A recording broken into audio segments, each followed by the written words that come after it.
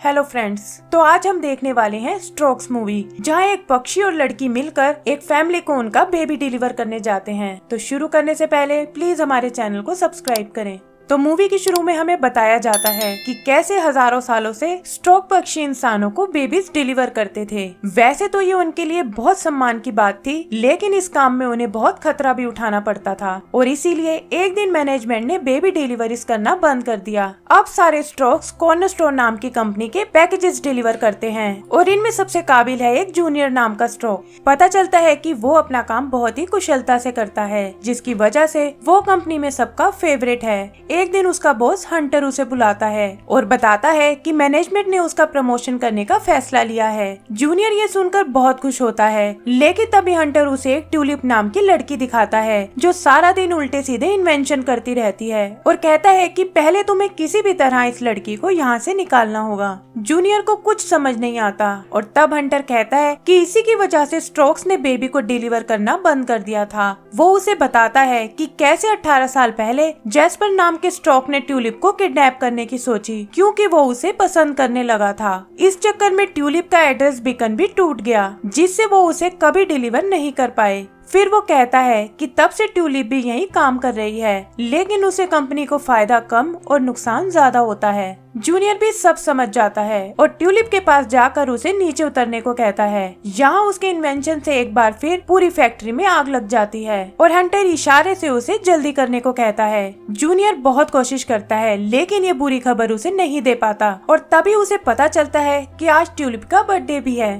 कुछ सोचकर वो उसे अपने साथ बंद पड़ी बेबी फैक्ट्री में ले जाता है और कहता है कि आज से वो मेल रूम की सुपरवाइजर है। ट्यूलिप इस नए काम के लिए बहुत एक्साइटेड होती है, लेकिन जल्दी ही समझ जाती है कि इस जगह करने लायक कोई काम नहीं है। यहाँ से सीन शिफ्ट होकर एक गार्डनर फैमिली के घर आता है, जहाँ हम नेट नाम के लड़के को खेलते हुए देखते हैं। पता चलता है कि उसके पेरेंट्स हेनरी और सारा हमेशा अपने काम में बिजी रहते हैं और इस वजह से उस पर बिल्कुल ध्यान नहीं देते। एक दिन कहीं जाते हुए वो एक कार में कुछ बच्चों को देखता है और अपने पेरेंट्स से जिद करता है कि उसे भी अपने लिए एक छोटा भाई चाहिए, लेकिन हमेशा की तरह उसके पेरेंट्स उसे इग्नोर कर देते हैं। आगे नेट कुछ टॉय ढूंढने एटिक में आता है, जहाँ पुराने सामान में उसे स्टॉक्स का एक पोस्टर मिलता है। पता चलता है कि ये एक पुरानी एड है जिसमें लिखा था कि कैसे स्टॉक्स सिर्फ एक लेटर लिखने पर इंसानों को उनका मनचाहा बेबी डिलीवर करते थे। और ये देखकर नेट को एक आइडिया आता है। वो अपने पेरेंट्स के नाम से स्टॉक्स के लिए एक लेटर लिखता है और कहता है कि उसे एक निंजा स्किल वाला भाई चाहिए। फिर वो उस लेटर को पोस्ट कर देता है, जो कुछ ही टाइम में स्टॉक्स माउंटेन तक पहुँच जाता है। इधर हम ट्यूलिप को देखते हैं, जो अकेले ही अपना बर्थडे सेलिब्रेट कर रही है और तभी उसे वो लेटर दिखता है। वो बहुत खुश होती है, लेकिन तभी उसे याद आता है कि उसका इस रूम से बाहर जाना मना है, लेकिन इसे अपनी ड्यूटी समझकर वो लेटर को प्रोसेस करने चली जाती है।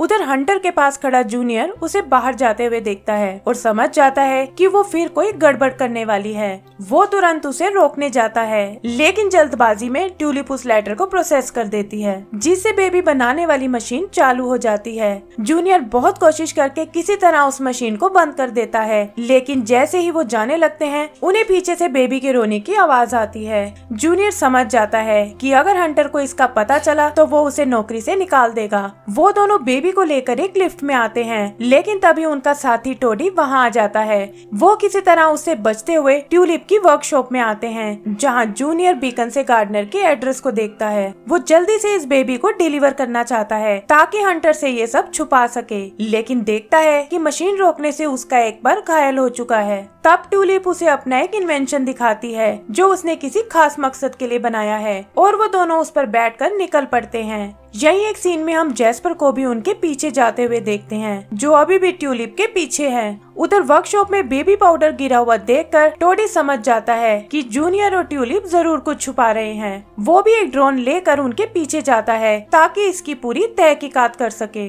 इधर रास्ते में ट्यूलिप का प्लेन खराब हो जाता है, जिससे वो दोनों एक पहाड़ी पर क्रैश हो जाते हैं। जूनियर ट्यूलिप पर बहुत नाराज होता है और तभी वो देखते हैं कि बेबी के पोर्ट से कोई आवाज नहीं आ रही। चेक करने पर उन्हें एक पिंक बालों वाली बेबी गर्ल दिखती है और उन्हें उस पर बहुत प्यार आता है। यहाँ जूनियर एक बार फिर ट्यूलिप ट्यूलिप को वहीं छोड़कर अकेले ही बेबी को डिलीवर करने जाता है, लेकिन थोड़ी दूर जाते ही कुछ भेड़िए उसे घेर लेते हैं। वहाँ हम देखते हैं कि उन्होंने ट्यूलिप को भी पकड़ रखा है और वो बेबी को खाने की तैयारी कर रहे हैं, लेकिन उसका मासूम चेहरा देखकर उन्हें भी उस पर बहुत प्यार आता है और वो उसे अपने पास रखने का प्लान करते हैं। तभी वो देखते हैं कि बेबी को जूनियर और ट्यूलिप की लड़ाई देखकर हंसी आ रही है और उनका लीडर तुरंत उन्हें नीचे उतारने को कहता है। ट्यूलिप भी इसका फायदा उठाती है और लीडर को घायल करके बेबी और जूनियर के साथ वहाँ से निकल जाती है। भेड़िए भी उनका पीछा नहीं छोड़ते और कभी बोट बनके तो कभी सबमरीन बनके उन्हें पकड़ने की कोशिश करते हैं। ये लोग भागकर अपने प्लेन के पास आते हैं और उसे एक राफ्ट बनाकर नदी में कूद पड़ते हैं। भेड़िए इस बार एक प्लेन बनने की कोशिश करते हैं, लेकिन उन्हें भागने से नहीं रोक पाते। आगे का सीन गार्डनर्स के घर का है, जहाँ नेट स्टोक्स के आने की तैयारी कर रहा है। उसके जिद करने पर ना चाहते हुए भी हेनरी को उसकी मदद करनी पड़ती है, लेकिन जल्दी ही वो उसे एंजॉय करने लगता है। तभी सारा वहाँ आकर उन्हें ये सब रोकने को कहती है, लेकिन हेनरी उसे समझाता है कि शायद यही मौका है नेट को दिखाने का कि हम उसकी कितनी केयर करते हैं। सारा को भी अपनी गलती रियलाइज होती है और वो सब मिलकर स्टोक्स के लिए लैंडिंग पैड बनाने लगते हैं। इधर ट्यूलिप और जूनियर एक जगह रात बिताने के लिए रुकते हैं, जहाँ ट्यूलिप बताती है कि ये प्लेन उसने अपने पेरेंट्स के पास जाने के लिए बनाया था। फिर वो उसे अपने बीकन का एक टुकड़ा दिखाती है जो जैस्पर ने तोड़ दिया था और कहती है कि शायद इसकी मदद से वो अपने पेरेंट्स तक पहुंच सकती है। जूनियर को भी उस पर बहुत तरस आता है और वो उसे यकीन दिलाता है कि एक दिन उसकी विश जरूर पूरी होगी। फिर वो दोनों उस बेबी को एक नाम देते हैं, डेस्टिनी, और मिलकर उसे उसकी फैमिली तक पहुँचाने का वादा करते हैं। आगे हम टोडी को देखते हैं जो उनका पीछा करते हुए वहाँ भी आ पहुँचता है और आसपास के जानवरों से उनके बारे में सवाल कर रहा है। फाइनली अपनी डिटेक्टिव सेंसेस यूज करके वो उन्हें ढूंढ लेता है और बेबी को देखकर तुरंत ये बात हंटर को बताने जाता है। हंटर को ये सुनकर बहुत गुस्सा आता है और वो कहता है कि उन्हें रोकने के लिए उसके पास एक शानदार प्लान है। आगे के कुछ सीन्स में हम देखते हैं कि वो दोनों बेबी को लेकर आगे बढ़ रहे हैं और उधर नेट भी अपने पेरेंट्स के साथ मिलकर लैंडिंग पैड को फाइनल टच दे रहा है। इधर हंटर उन्हें रोकने के लिए डेस्टिनी के बीकन का एड्रेस चेंज कर देता है ताकि उन्हें सीधा अपने ट्रैप में फंसा सके। आगे हम उन दोनों को एक शिपिंग यार्ड में आते हुए देखते हैं ताकि वो वहाँ से शिप के थ्रू निकल सके। वो शिप को पकड़ने आगे बढ़ते हैं, लेकिन तभी उनका पीछा करते हुए भेड़िए भी वहाँ आ जाते हैं। वो सब एक वैन में बदलकर डेस्टिनी को छीन लेते हैं, लेकिन हम देखते हैं कि ट्यूलिप और जूनियर ने उसे फिर से हासिल कर लिया है। भागते हुए वो दोनों एक ग्लास फैक्ट्री में आते हैं, जहाँ ट्यूलिप को पता चलता है कि स्टोक्स ग्लास को नहीं देख सकते। वो किसी तरह जूनियर को गाइड करते हुए वहाँ से बाहर निकालती है, लेकिन देखते हैं कि भेड़ियों ने उन्हें घेर लिया है। तभी उन्हें जैस्पर दिखता है जो उन्हें वहाँ से बचाकर सीधा शिप पर ले आता है। उसे देखकर ट्यूलिप बहुत नाराज होती है, लेकिन जैस्पर अपने किए के लिए माफी मांगता है। वो बताता है कि कैसे काफी टाइम से वो उन टूटे हुए बीकन के टुकड़ों को ढूंढ रहा था ताकि ट्यूलिप को उसके घर पहुँचा सके, लेकिन इसमें अभी भी एक टुकड़ा मिसिंग है। तब ट्यूलिप उसे अपने वाला टुकड़ा देती है, जिसके मिलाते ही बीकन कंप्लीट हो जाता है और उन्हें उसकी फैमिली का एड्रेस मिल जाता है। ट्यूलिप ये देखकर बहुत खुश होती है कि फाइनली उसकी विश पूरी होने वाली है। जूनियर भी उसे अपनी फैमिली के पास जाने को कहता है, लेकिन ट्यूलिप कहती है कि उन्हें पहले डेस्टिनी को डिलीवर करना होगा क्योंकि उसके लिए उसका काम पहले है। यहाँ जूनियर उसे सच्चाई बताता है कि हंटर ने मुझे तुम्हें फायर करने को बोला था और अब तुम वहाँ की एम्प्लॉय नहीं हो। ये सुनकर ट्यूलिप उदास हो जाती है और ना चाहते हुए भी जैस्पर के साथ वहाँ से चली जाती है। वो उसे उस एड्रेस पर लाता है ताकि वो अपनी फैमिली से मिल सके, लेकिन ट्यूलिप जूनियर और डेस्टिनी को नहीं बुला पाती और वहाँ से चली जाती है। इधर जूनियर बीकन के दिखाए एड्रेस पर आता है, लेकिन पता चलता है कि ये तो हंटर का एक ट्रैप है। हंटर डेस्टिनी को पेंगुइन के हवाले कर देता है और कहता है कि अब से यही इसकी परवरिश करेंगे और 18 साल की होने पर वो इसे इंसानों के बीच भेज देगा। इस तरह किसी को भी इस बात का पता नहीं चलेगा और फिर वो जूनियर को वहीं बांधकर वहाँ से चले जाते हैं। उधर नेट के घर एक पुलिस ऑफिसर उन्हें बताता है कि उनका बनाया लैंडिंग पैड इल्लीगल है और तुरंत उसे तोड़ने को कहता है। नेट के पेरेंट्स उसे समझाते हैं कि स्टोक्स अब बेबी डिलीवर नहीं करते और उदास नेट सारी डेकोरेशन को हटाने लगता है। इधर ट्यूलिप डेस्टिनी के एड्रेस पर आती है जहाँ उसे बंधा हुआ जूनियर मिलता है जो उसे पूरी बात बताता है। ट्यूलिप कुछ सोचकर कॉर्नर स्टोर से एक फ्रिज ऑर्डर करती है और फिर तुरंत उसे रिटर्न कर देती है। पता चलता है कि इस तरह वो दोनों जल्दी से वापस फैक्ट्री में आ गए हैं। वहाँ वो देखते हैं कि आज स्टॉककॉर्न नाम का इवेंट होने वाला है जिसमें हंटर अपने कुछ नए प्रोडक्ट्स लॉन्च करेगा। वो देखते हैं कि हंटर ने डिलीवरी के लिए एक स्फेरिकस पैकिंग लॉन्च की है और तभी उन्हें डेस्टिनी दिखती है जिसे वो पेंगुइन छत पर ले जा रहे हैं। वो उसे बचाने का तरीका ढूंढते हैं और अचानक वहाँ एक स्फेरिकस मैस्कोट आ जाता है।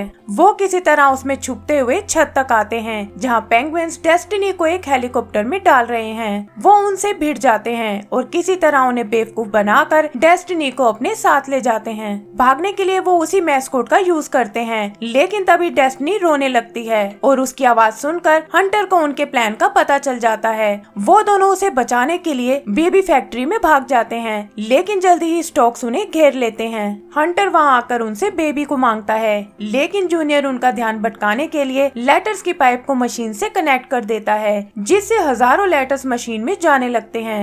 हंटर मशीन को रोकने आता है, लेकिन देखता है कि बेबी बनने का प्रोसेस शुरू हो चुका है और जल्दी ही मशीन से ढेर सारे बेबीज बाहर आने लगते हैं। हंटर ये देखकर चुपचाप वहाँ से निकल जाता है और ट्यूलिप स्टॉक्स के साथ मिलकर बेबीज को संभालने जाती है। तभी हंटर एक बड़ी सी क्रेन लेकर वहाँ आता है और बेबी मशीन को तबाह करने की सोचता है, लेकिन डेस्टिनी एक रिमोट की मदद से क्रेन को बंद कर देती है और उसे फैक्ट्री से बाहर गिरा देती है। क्रेन के वेट से कॉर्नर स्टोर फैक्ट्री भी नीचे गिरने लगती है और हंटर जाते जाते एक हुक की मदद से ट्यूलिप, डेस्टिनी और जूनियर को भी खींच लेता है। सबको लगता है कि शायद वो मारे गए हैं, लेकिन तभी जूनियर उन दोनों को सेफली उड़ाकर वापस ले आता है। अंदर आकर जूनियर सबको बताता है कि वो पहले की तरह बेबी डिलीवरी का काम दोबारा शुरू करने वाले हैं ताकि उन सभी फैमिलीज को अपने बच्चे मिल सके जिन्होंने हमें लेटर लिखा था। और ये सुनकर सभी स्टॉक्स खुश हो जाते हैं, लेकिन ट्यूलिप उन्हें बताती है कि हमारे पास इतने सारे पोर्ट्स नहीं हैं। और तभी जैस्पर उन्हें वो ब्लैंकेट्स दिखाता है जो पुराने स्टॉक्स यूज करते थे।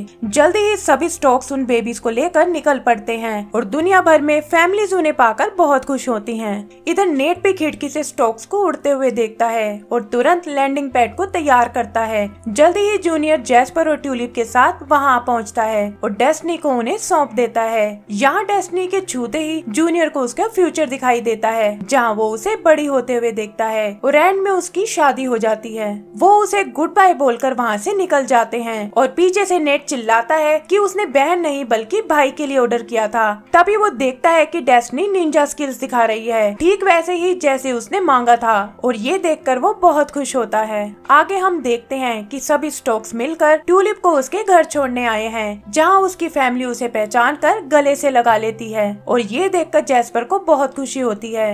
एंड सीन में हम देखते हैं कि ट्यूलिप और जूनियर मिलकर बेबी फैक्ट्री को फिर से चलाने लगे हैं और इसी के साथ हमारी मूवी खत्म हो जाती है। तो दोस्तों, अगर आपको ये मूवी पसंद आई हो तो प्लीज हमारे चैनल को सब्सक्राइब करें। Thank you.